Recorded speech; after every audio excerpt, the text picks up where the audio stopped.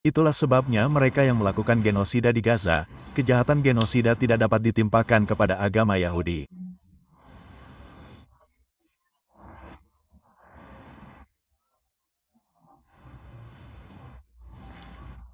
Itulah kesimpulan yang telah kita capai dan dukungan kitab suci untuk itu. Jika saya punya waktu, kami akan membawa Anda ke surah Al-Quran. Beri saya waktu sebentar.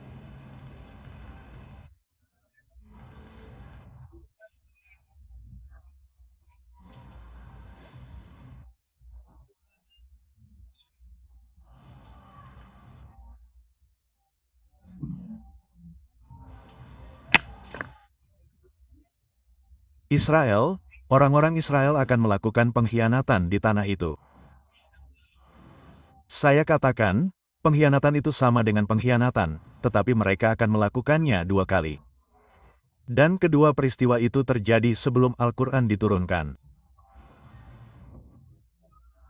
Jadi mengapa Al-Quran tidak berbicara tentang yang sedang terjadi sekarang? Jawab, karena bukan Banu yang merencanakannya. Bukan Bu yang melakukan genosida. Melainkan Gaga dan Mak. Itulah kesimpulan kita dari sesi yang sangat penting hari ini. Kedua, bahwa sementara ada orang Yahudi yang berada di sisi sejarah yang salah, ada juga orang Yahudi yang berada di sisi sejarah yang benar.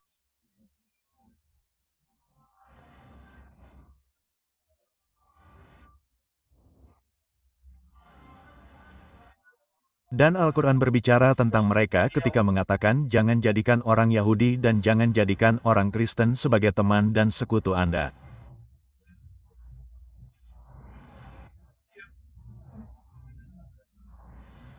Sekarang dengarkan. Sekarang dengarkan, mereka adalah teman dan sekutu satu sama lain. Saya bukan orang Arab asli. Jadi, bagaimana saya menjelaskannya dengan cara yang tidak bisa mereka jelaskan?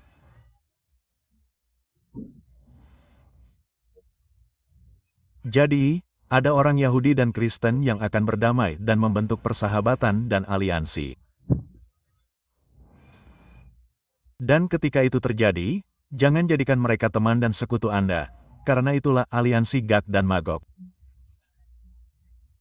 Namun, ada orang Yahudi dan Kristen, dan di antara orang Yahudi, dan saya akan mengakhirinya sekarang. Ada begitu banyak hal dalam Al-Quran, dan di antara orang Yahudi dan Kristen. Rabbi Sofa mungkin mendengarkan ini untuk pertama kalinya. Rabbi Black mungkin mendengarkan ini untuk pertama kalinya.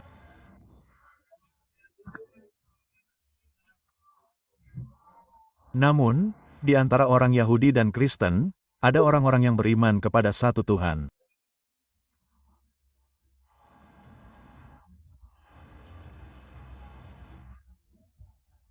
Sekarang dengarkan dan mereka juga akan percaya pada Al-Quran yang turun di sisi lain gunung.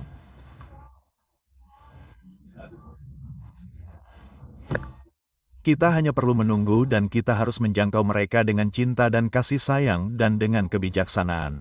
Namun, tampaknya itu adalah persediaan yang kurang di dunia Islam saat ini. Kebijaksanaan. Jadi, akan ada hari esok yang akan datang ketika mereka semua akan menerima Al-Quran sebagai firman Tuhan. Namun, mereka tetap mengikuti Musa. Mereka tetap menjadi bagian dari komunitas agama itu. Mereka tidak harus menjadi pengikut Muhammad dan mengikuti syariah ini. Semoga berkah Allah besertanya. Mereka tetap menjadi orang-orang yang mengikuti Musa dan Daud dan Sulaiman.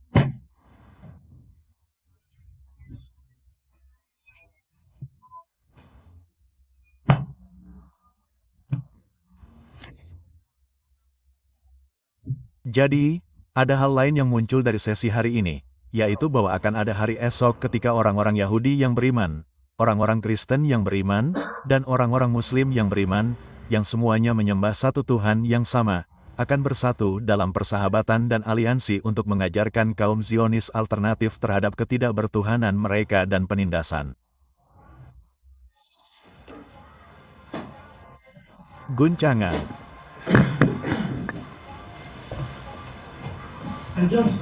Saya hanya mencoba menjawab apa yang akan Anda katakan dari sudut pandang saya. Sekali lagi, saya bukan politisi dan jika Anda bertanya apa solusinya dan apa yang dapat kita lakukan, saya tidak dapat mengatakannya. Dari sudut pandang politik, saya seorang rabi Yahudi dan saya hanya mengucapkan kata-kata Taurat. Sekali lagi, saya telah menyebutkan bahwa dalam Taurat tertulis bahwa pemberontakan terhadap Yang Maha Kuasa tidak dapat berhasil 100%, bahwa negara Israel akan berakhir.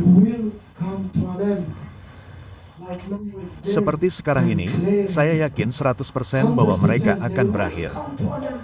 Saya berdoa kepada Tuhan dalam diri kita semua, berdoa agar itu terjadi dengan cara yang damai. Tidak ada yang mencari darah, tetapi itu akan terjadi 100%. Dan saya berkata bahwa itu akan terjadi besok, negara Israel 100% akan berakhir.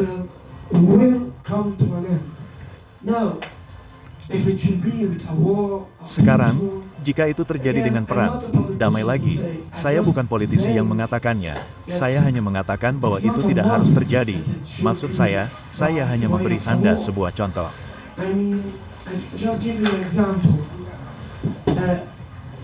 Semua orang, ingat, saya tidak tahu. Semua orang, generasi yang lebih tua di sini, ingat 35 tahun yang lalu ada kekuatan yang kuat di dunia. Itu disebut Uni Soviet, dan semua orang berpikir untuk membawa semua orang yang ada di masa itu untuk mengakhiri kekuatan ini. Itu akan menelan jutaan nyawa. Itu sangat kuat, tetapi, seperti yang kita semua ingat, itu akan menelan satu nyawa. Dan hal yang sama terjadi di Afrika Selatan. Orang-orang mengira ratusan ribu orang akan dibunuh untuk menjatuhkan rezim apartheid. Itu memakan korban jiwa, tetapi jauh lebih sedikit daripada yang dipikirkan orang-orang. Itu menunjukkan bahwa jika ada kemauan, pasti ada jalan. Jika melihat hari ini, Amerika Serikat dan pemerintah kita mendukung negara Israel secara membabi buta, itu gila. Semuanya dilakukan secara membabi buta. Mereka memberikan dukungan penuh. Saya tidak tahu, mungkin perhatian mereka baik. Mereka ingin membantu orang Yahudi, tetapi saya katakan kepada mereka, buka mata saja. Buka mata saja, itu bukan bantuan untuk orang Yahudi. Negara Israel tidak berpihak pada orang Yahudi. Jangan anggap itu membantu satu orang dengan membunuh orang lain. Maaf, ini bukan jalannya. Maksud saya, jika orang-orang Yahudi yang hebat, mereka mengalami Holocaust. Tetapi mengapa orang Palestina harus membayar tagihan untuk itu? Mereka tidak melakukan Holocaust. Itu sebaliknya, orang Palestina menyelamatkan orang Yahudi. Jadi mengapa mereka harus membayar tagihan? Namun, jika mereka ingin membantu orang Yahudi, Zionisme hanya membawa pertumpahan darah demi pertumpahan darah. Darah berceceran dan tidak ada habisnya. Saya tidak melihat akhir dari itu.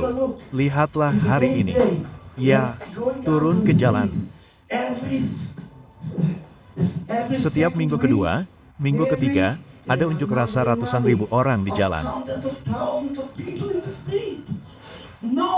Tidak ada isu lain di dunia yang memiliki pendukung sebanyak Palestina.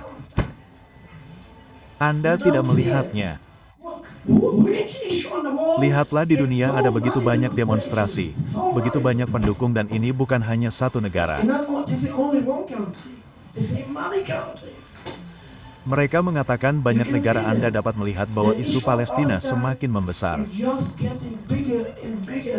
Zionis mencoba menenangkan mereka. Sekali lagi, saya tidak melabeli siapapun, tetapi seperti yang dikatakan Nazi, kami akan memusnahkan orang-orang Yahudi kami. Jika Anda ingin melihat seorang Yahudi, Anda harus pergi ke museum untuk melihat mereka. Ini benar-benar apa yang saya tidak melabeli mereka dengan nama, tetapi inilah yang dikatakan Isra. Kami akan memusnahkan orang-orang Palestina. Satu generasi, dua generasi, berikan 20 tahun lagi, tidak ada yang akan mengingat bahkan jika ada orang-orang seperti Palestina. Namun, yang Anda lihat di AS justru sebaliknya. Pada tahun 1948, mungkin ada 1 juta warga Palestina. Saya tidak tahu persis. Kolega saya tahu persis antara 1,3 dan 2 juta. Saat ini ada 10 sampai 15 juta. Tidak, saya minta maaf, Rabi. Saya berbicara tentang mereka yang dideportasi. Ya, saya tidak berbicara tentang mereka yang tinggal di Palestina. Ya. Dan saat ini ada 10 juta 15 juta. Apa yang akan terjadi dalam 10 tahun? Dalam 20 tahun. Dan Anda dapat melihat dukungan untuk Palestina. Dukungan itu semakin besar dan besar. Jadi masalahnya bukan semakin berkurang, tetapi semakin banyak, dunia mulai sadar untuk membantu dan mendukung warga Palestina. Jadi sekali lagi, ketika pemerintah kita dan Amerika Serikat memahami hal ini, bukalah mata mereka dan lihat, jangan disalahkan, negara Israel adalah bencana besar. Tidak ada jalan keluar dari itu dan mereka akan mengerti bahwa satu-satunya cara adalah mengakhiri negara Israel. Dan sekali lagi, jika ada kemauan, di situ ada jalan. Pasti ada jalan keluar untuk melakukan itu. Sekali lagi saya sampai pada pokok bahasan. Saya bukan politisi, tetapi kata-kata Taurat adalah pemberontakan terhadap Yang Maha Kuasa tidak dapat berhasil dan tidak akan berhasil. Kami berharap kami akan melihatnya dengan ucapan terima kasih, Abdullah sebelum Anda pergi ke saudara Anda Mon yang akan datang kepada Anda setelahnya. Ya.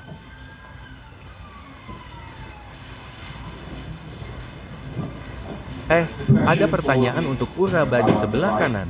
Sebelumnya Anda mengatakan Gog dan Magog adalah 2 bangsa, tetapi Anda tidak ingin menyebutkan siapa mereka. Mengapa Anda tidak ingin menyebutkannya?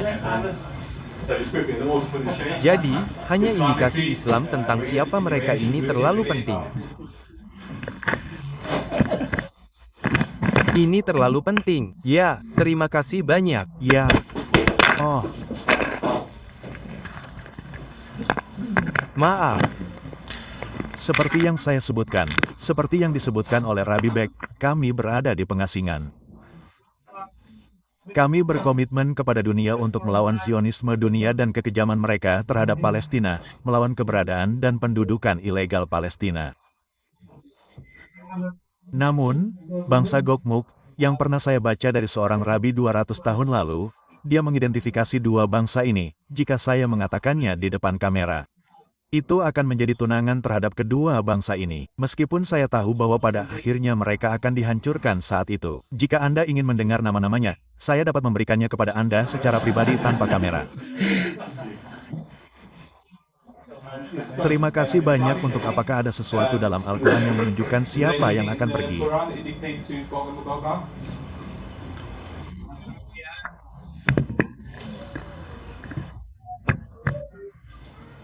Saya sudah menjawab Anda dari sana hanya ada 2 referensi langsung dalam Al-Quran untuk pergi dan yang lainnya tidak langsung tetapi dengan referensi langsung dalam surat Kahf dan dengan referensi langsung dalam surat Mia dan saya mengutip yang satu dari tentang kota dan dengan mengidentifikasi kota itu sebagai Yerusalem menggunakan Nabi Muhammad Shallallahu Alaihi Wasallam.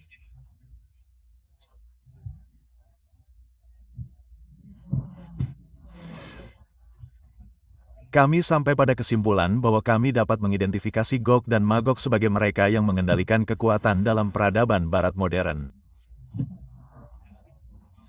Memang kita dapat melampaui itu dalam hal kekuatan merusak peradaban Barat modern. Merusak semua yang disentuhnya. Bahwa peradaban-peradaban Barat modern adalah peradaban Gog. Dan akhirnya, mereka yang mengendalikan kekuasaan di dunia Barat modern adalah orang-orang yang sama persis yang mengendalikan kekuasaan di Israel. Saudara Abdullah, pertanyaan Anda.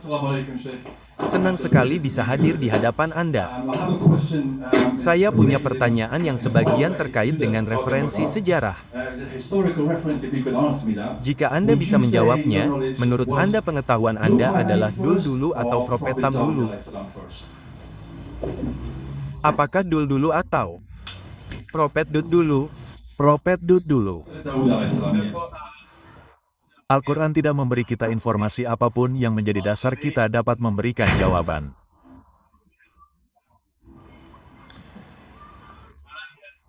Akan tetapi, saya telah menjelaskan 500.000 kali bahwa kata karn dapat berarti tanduk.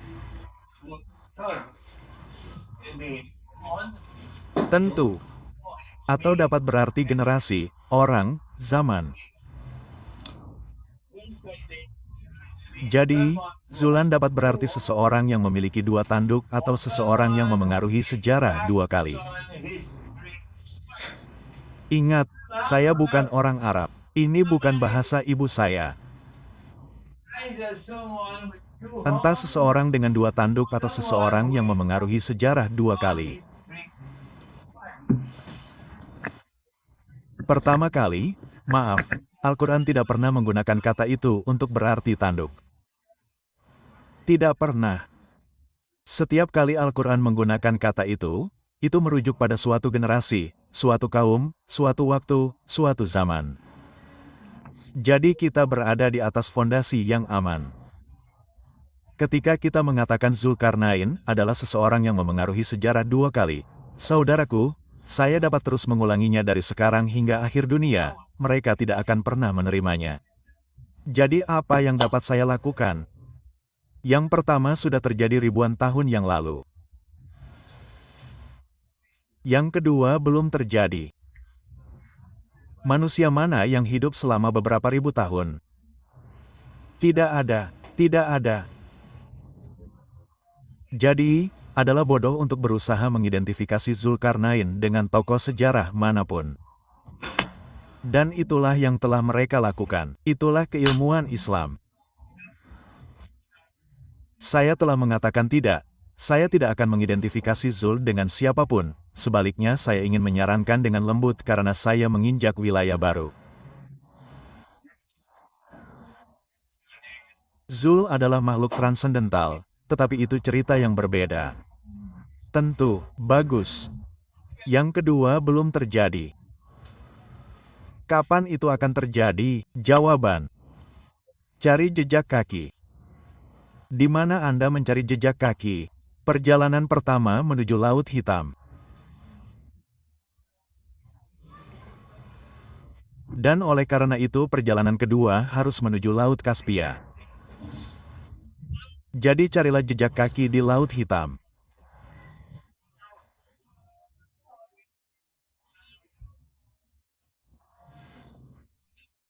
Ketika kekuatan kembali ke wilayah Laut Hitam dan kekuatan itu bertumpu pada fondasi iman dan kekuatan itu melawan Gag, tidak seperti Arab Saudi, Sudan, Maroko, Uni Emirat Arab, dan Bahin yang tunduk pada Gag.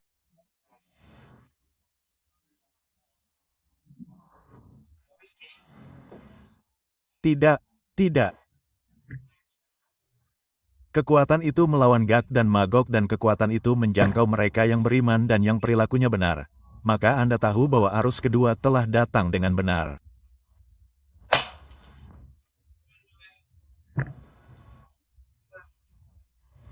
Dan ketika Rusia mendapatkan kembali kebebasannya, ketika Uni Soviet secara misterius, jadi itu tidak terjadi secara kebetulan, melipat tendanya dan menghilang ke dalam kegelapan malam. Jika Anda memiliki mata yang ingin melihat, Anda dapat memahami sejarah. Kemudian Rusia memulai perjalanan untuk kembali ke jantung spiritualnya. Perjalanan itu belum selesai. Mereka masih kembali. Tetapi ketika Rusia diberkati oleh Allah untuk membangun kekuatan militer yang tak tertandingi di dunia, itulah sebabnya Hugo Chavez tetap di Venezuela. Mereka tidak dapat memindahkannya. Itulah sebabnya Maduro masih di sana. Mereka tidak dapat menyingkirkannya karena Rusia memiliki kekuatan militer yang tak tertandingi di dunia. Ketika Rusia merebut kembali Crimea pada tahun 2014, saya katakan sudah waktunya bagi saya untuk merayakannya. Mengapa? Karena sekarang Rusia menguasai Laut Hitam dan oleh karena itu kita sekarang dapat menantikan kedua Karn. Terima kasih banyak, saya menghargainya. Dan jika saya punya pertanyaan kedua, itu adalah bagian kedua dari pertanyaan saya. Tidak ada lagi untuk saya. Itu sudah cukup. Tidak, ini Rabi Brothers. Pertanyaan saya untuk kalian, apakah, selama masa Holocaust Eropa, menurut pendapat Anda, apakah alasan ketidakseimbangan antara orang Yahudi yang baik dan orang Yahudi Zionis saat ini, apakah karena Holocaust mereka membunuh banyak orang Yahudi yang baik saat itu, dan itulah alasan ketidakseimbangan saat ini? Tepat sekali. Baiklah, lain kali kita buat pengaturan yang berbeda. Terima kasih, bagus sekali. Jauh sebelum Perang Dunia Kedua, sebagian besar orang Yahudi adalah anti-Zionis. Polandia, Hongaria, Slovakia, Cekoslowakia, sebagian besar orang Yahudi ada di pihak kita. Hampir semua rabi mengatakan jika mereka akan merebut Palestina, mereka akan diusir dari Palestina. Banyak rabi mengatakan bahwa komunitas-komunitas itu anti-Zionis.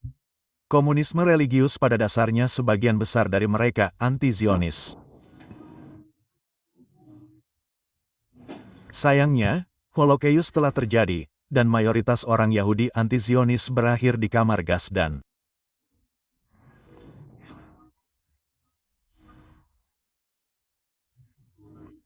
sayangnya, itu adalah kesalahan. Kesalahannya adalah bahwa orang Yahudi Zionis yang telah membangun basis mereka di Palestina, sayangnya, dengan bantuan pemerintah kita, yang tidak tahu apa yang mereka lakukan, mereka mampu membangun fondasi yang kuat di Palestina, dan mereka tidak membantu orang Yahudi anti-Zionis untuk diselamatkan dari Holocaust.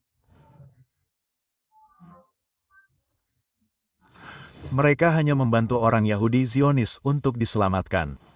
Tahukah Anda bahwa ada perahu di Konstanta? Konstanta, itu adalah pangkalan. Itu adalah kota pelabuhan di Rumania. Dan di sana, Zionis telah mereka menyewa perahu-perahu besar untuk membawa para pengungsi itu ke Palestina, guna menciptakan kekuatan militer untuk mengusir orang-orang Palestina. Di perahu-perahu ini, jika seseorang dicurigai sebagai anti-Zionis, ia akan dikeluarkan dari perahu. Dulu, mereka biasa membuat semacam kamp pelatihan antara Perang Dunia I dan II. Mereka biasa membuat banyak propaganda di antara orang-orang Yahudi anti-Zionis untuk mengubah mereka menjadi orang-orang Yahudi Zionis. Mereka membawa mereka ke kamp-kamp pelatihan di Polandia, Hungaria, Rumania, Slovakia, Cekoslowakia, dan begitulah cara mereka mengubah 70.000 anak laki-laki dan perempuan muda, mengubah mereka menjadi kafir dan menjadi pro-Zionis. Holocaust telah memberikan kontribusi yang besar, sayangnya, bagi dunia. Zionisme adalah bahwa sebagian besar komunitas anti-Zionis telah dimusnahkan di kamar gas. Dan orang-orang Yahudi Zionis yang diamankan, ya, ditempatkan di perahu-perahu di Konstansa seperti yang saya katakan, tetapi ratusan ribu dari mereka diselamatkan dan dikirim ke Palestina. Sayangnya, dan itulah yang membantu gerakan Zionis untuk mendapatkan fondasi yang sangat kuat di Palestina, sayangnya. Ya, sayangnya. Terima kasih banyak untuk itu. Sama-sama. Benar. Oh, maaf. Saudara-saudara, ada pertanyaan dari pihak Anda untuk saudari itu lagi? Oke, baiklah, silakan. Anda ingin berbicara di mikrofon? Saudariku. Apakah ada ajaran Yahudi atau ajaran eskologi di masjid? Di masjid. Alex. Saya pikir ini bisa jadi pertanyaan agama, jadi kita mengacu pada roket.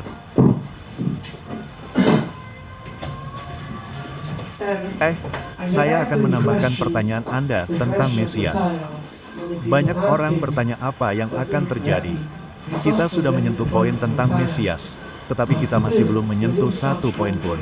Orang-orang bertanya, "Oke, Anda mengatakan bahwa semua orang akan diselamatkan. Tuhan dalam harmoni, dalam kedamaian." Petik 2. Baiklah, itu dia. Bolehkah saya bertanya dengan cara apa mereka akan mengatakan Tuhan? Oke, orang-orang Yahudi percaya dengan cara Yahudi. Umat Muslim percaya dengan cara Muslim. Umat Kristen percaya dengan cara Kristen. Jadi sekali lagi, mereka akan saling berperang, saling membunuh. Jadi kita kembali ke poin yang sama. Dan ini akan menjawab pertanyaan dari tindakan terakhir kita di masjid dan menanyakan kepada orang-orang apakah Anda percaya pada kuil atau akan dibangun. Apa keyakinan Anda? Kita harus memahami ini sangat-sangat penting untuk dipahami. Keyakinan tidak pernah menjadi masalah. Masalahnya adalah ketika Anda datang untuk menduduki orang. Ketika Anda datang untuk memaksa Anda percaya pada orang lain, Anda memaksa orang untuk menerima, tetapi mereka percaya pada diri mereka sendiri. Saya memberi Anda sebuah contoh. Anda seorang Muslim. Apakah Anda punya masalah untuk duduk di kedai kopi sambil minum teh dengan seorang teman Kristen dan Anda berbagi keyakinan dengan mereka? Anda mengatakan kepadanya bahwa kami percaya maka Mesias akan datang. Itu akan seperti itu. Dia berkata kami percaya seperti itu dan Anda adalah sahabat karib. Kami tidak memiliki masalah satu sama lain. Karena keyakinan tidak pernah menjadi masalah. Masalahnya adalah ketika Anda datang untuk memaksa. Sekarang mereka percaya kita memiliki Mesias.